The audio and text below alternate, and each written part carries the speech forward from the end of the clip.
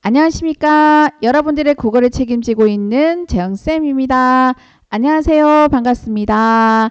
자, 오늘도 제가 계속 작품 설명을 할 건데요. 오늘은 죽창공이라고 하는 작품입니다. 이거는 이제 가사입니다. 가사, 유배 가사. 이 작품 좀 독특한 게 아버지가 기양을 하고 계세요. 그래서 아버지가 기양살이를 하고 있는데 이 작가가 그 기양살이를 뒷바라지를 하고 있는 거죠. 예, 그래서 되게 우리가 봤던 보통의 유배 가사 같은 경우는 자기가 이제 그 유배를 가서 쓴 작품들인데 이 작품은 그게 아니라 아버지가 기양살이를 하고 있는 거고요. 그리고 작가가 그거를 뒷바라지 하고 있습니다. 그래서 뒷바라지를 하면서 이런 작품을 썼다라고 보시면 되겠죠. 한번 같이 읽으면서 같이 보도록 하겠습니다. 죽창에 병이 깃고 폭음이 냉랑한데 라고 되어 있어요. 자, 이 파란 색깔, 파란색이라고 하면 안 되죠. 초록색이죠. 초록 색깔. 자, 이 초록 색깔은 바로 그 위에 거를 자세하게 좀 약간 현대어로 풀이를 한 거라고 보시면 됩니다. 이 죽창에 병이 깊었다. 그러면 여기 지금 화자의 상태가 나오는 거죠. 임과 떨어져서 있으면서 건강이 어떻다? 좋지가 않다. 여기 나오는 당연히 유배가사에서의 임은 누굴까요? 임금이라고 생각을 하시면 되고요. 그리고 지금 작가 부친의 상태가 어떻다는 겁니까? 아프다. 병이 깊다. 라고 생각하면 됩니다. 그리고 폭음이 냉랑하다라고 되어 있잖아요. 폭음이 냉랑하다. 이부자리가 차갑다라고 보면 됩니다. 그래서 여기 지금 보면 대구법도 되고요. 그리고 촉각적인 그런 이미지가 드러나 있는 거죠. 그래서 대나무 창문에 병이 깃고 배 자리가 차갑다라고 해석을 하시면 되거든요. 그러니까 이불 자리가 되게 차가운 상태에 돌미나리 한 줌으로 석찬을 하자더니, 자, 돌미나리로 한 줌으로 석찬, 저녁 반찬을 한다는 겁니다. 그래서 저녁 반찬을 하려고 했는데, 자, 이거 딱 보시면은 되게 가난하구나, 빈궁하구나 라는 거 알 수가 있겠죠. 그래서 부정적인 상황에 놓여 있는 화자의 처지를 알 수가 있습니다. 그래서 돌미나리 한 줌으로 저녁 반찬을 만들고자 했는데 상위에 그저 놓고 님 생각하는 뜻은 상위 그냥 놓기만 놓고요. 자, 누구를 생각을 하고 있다? 임금을 생각을 하고 있다. 그래서 상위에 그저 놓고 임 생각을 하는 뜻은 아리따운 임의 거동 친한 적 없건만은, 그러면 여기 나온 것처럼 님하고 한 번도 함께 한 적은 없는 상황인 거예요. 내가 님을 가까이서 본 적이 한 번도 없다. 아리따운 그 임의 거동을 내가 친한 적이 없다라고 지금 얘기를 하는 거잖아요. 그죠? 불관한 인의 몸이 님을 조차 삼기오니. 자, 근데 내가 한 번도 본 적은 없어요. 그런데 화자하고 임은 운명적으로 뭔가 연결된 어떤 사이다라고 지금 얘기를 하고 있는 거거든요. 예, 불간하다라고 하는 게 뭐냐면 관계가 없다는 얘기입니다. 그래서 관계가 없는 인의 몸이 임을 따라서 내가 태어났다라고 지금 얘기하고 있는 거죠. 여기 원로의 노를 맹가 연분도 하중하고 라고 되어 있죠. 그래서 이 그 월하노인이 어떤 사람이냐면 남녀 간의 인연을 맺어주는 사람입니다. 그래서 이 월하노인이 실로 맺었느냐?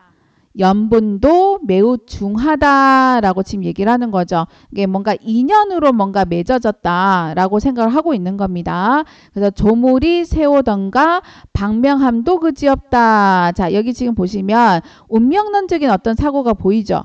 이 조물주가 나오잖아요. 그래서 조물주가 세하다라고 하는 게 시기하다라고 하는 그런 뜻이거든요. 그리고 방명함도 그지없다. 방명하다. 내가 지금 되게 운이 너무 복이 없다. 복도 없고 팔자가 사납다. 조물주가 시기를 했느냐? 방명함도 그지없다라고 지금 얘기를 하고 있는데요. 자, 이거 자체가 뭡니까? 하자가 처한 상황을 이 외부의 탓으로 돌리고 있다라는 것을 볼 수가 있는 거죠.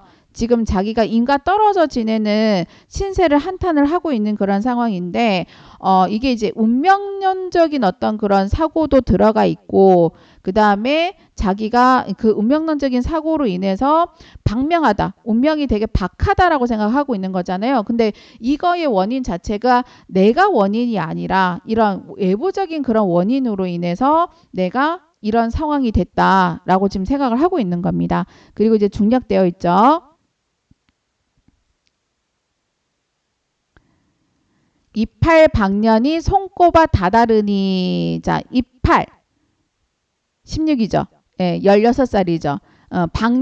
방년이 20세 전후의 한창 젊은 꽃다운 나이를 얘기하는 거거든요. 손꼽아 다다르니 학수고대 했다라고 얘기하는 거죠. 꽃다운 16살 나이 손꼽아 다다르니 심리벽도화의 구름이 머흘 속에. 심리벽도화라고 돼 있는데 이 벽도화가 뭐냐면 복숭아꽃이에요. 근데 우리 보통 보면 이제 복숭아꽃이 나오면 신선세계랑 같이 연결이 됩니다. 무릉도원, 뭐 신선세계. 근데 여기서는 뭐라고 생각을 하시면 될까요? 궁궐이라고 생각을 하시면 되고요. 구름이 머흘다. 자, 이 구름은 장애물이고요. 그리고 머흘다라고 하는 게 험하다. 예, 뭔가 궁궐에 안 좋은 기운이 감도라서, 그죠? 감돈다. 그래서 내 소식 님이 모르고요. 님의 집 나도 모른다. 이렇게 얘기하고 있는 거죠. 하자하고 이미 교류하지 않고 있다.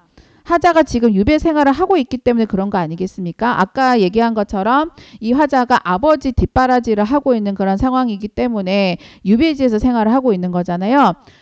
대구법을 쓰고 있고요. 그리고 하자하고 임의 관계가 소원함을 드러내는 소재라고 보시면 될 것 같습니다. 내 소식 내 소식 님이 모르고 임의 집 나도 모른다라고 얘기하는 부분이었고요. 세사의 마희고화 홍안이 복이 없어. 자, 여기 보면 세상의 일이죠. 세상 일에 마가 많이 끼어가지고 홍안이라고 되는데 이 홍안은 고운 얼굴, 아름다운 얼굴을 얘기합니다. 복이 없다. 이것도 또 지금 어떻게 지금 보고 있는 거예요? 자기가 처한 상황의 원인을 외부의 탓으로 돌리고 있는 거죠. 그러니까 세상의 일에 너무 뭐가 많다? 마가 많다. 세상 일에 마가 많이 끼어서 내 얼굴에 복이 없다. 이렇게 지금 얘기를 하고 있는 부분인데요. 이 또 하자가 처한 상황의 원인을 외부의 탓으로 돌리고 있다라는 것을 알 수가 있습니다. 하룻밤 놀란 우레 풍우조차 섞어치니. 우레, 풍우. 자, 아버지의 유배를 얘기를 하는 겁니다. 그래서 하룻밤 놀란 우레 비바람조차 섞어치니. 자, 볼까요? 뜰 앞에 신근 규화 못 피어 시들 거다. 여기 보면 규화가 나왔죠. 이 규화는 뭡니까? 해바라기라고 생각을 하시면 되는데요. 이거를 꼭 해바라기라고 봐도 되겠지만은 또 하자 자신이라고 봐도 되거든요. 객관적 상관물로 볼 수 있습니다. 그래서 뜰 앞에 규화가 못 피어서 시들었다. 지금 이제 어떻게 보면 님하고 함께 하지 못하는 자신의 어떤 그런 안타까운 마음이 형상화되어 있는 거예요. 내가 앞에서도 나왔지만 님하고의 어떤 인연이 없는데 이렇게 이제 자신이 아버지 이렇게 유배 생활을 뒷바라지를 하면서 자기의 어떤 그런 처지에서 안타까운 마음이 드는 거예요. 내가 님하고 한 번도 이렇게 아까 나이도 16살 되게 젊은 나이잖아요. 그죠? 님하고 함께 하지 못하는 그 안타까운 그 마음이 있잖아요. 예, 그런 마음을 이렇게 지금 형상화하고 있는 거예요. 어떻게 보면은 이 그 화자 같은 경우에는 갑자기 유배지로 몰린 처지가 되는 거잖아요. 그죠? 한 고기 흐린 물이 웬 못을 덜어인다. 자, 여기 보면 한 고기가 나오는데요. 이 한 고기가 뭘까요? 이 한 고기는 바로 부정적인 인물.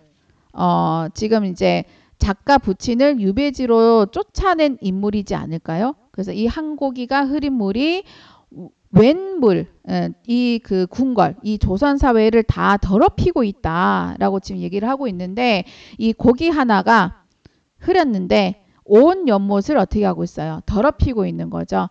이 형극에 더딘 불이 난의 총이 붙어오니. 여기 보면 이제 형극이라고 돼 있는데 이 형극이 고난입니다. 예, 그래서 그 아버지의 유배를 얘기를 하고 있는 거고요.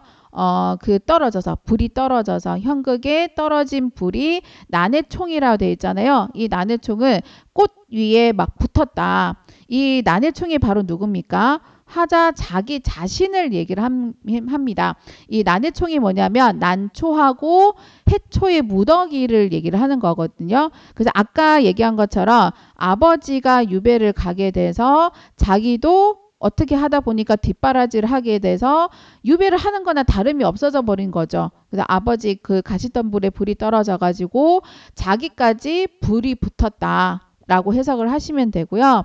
내 얼굴 고운 줄을 님이 어떻게 아르시고 내 얼굴 고운 줄 님이 어떻게 아시고 화공의 붓끝으로 그려내어 올린 송가라고 했어요. 화공의 붓끝으로 나의 모습을 그려내어서 올릴 수 있겠느냐라고 하는 건데요. 올릴 수 없겠죠. 그죠? 자, 이거는 어떻게 보면은 님은 내 얼굴을 보고도 내가 누군지 모를 거잖아요. 그래서 나의 얼굴 그림을 그릴 필요가 있을까요? 없을까요? 그럴 필요가 없는 거죠. 예, 뭐 전혀 나를 모르니까. 연년의 가곡으로 뛰어다가 도도 올까라고 했는데 연년의 가곡이라고 하는 거는 님의 장수를 기원하는 노래입니다. 그래서 이 노래를 내가 불러서 뛰어다가 이렇게 돋을까, 이런 노래를 한번 불러서 님한테 이렇게 보내볼까.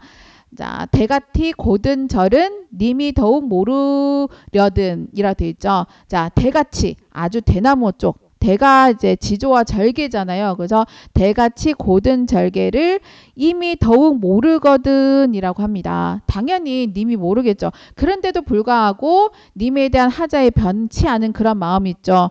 예, 이런 절개를 자기는 절대로 이게 버리지 않고 님에 대한 어떤 절개를 계속 가지겠다라고 지금 얘기를 하고 있는 거고요.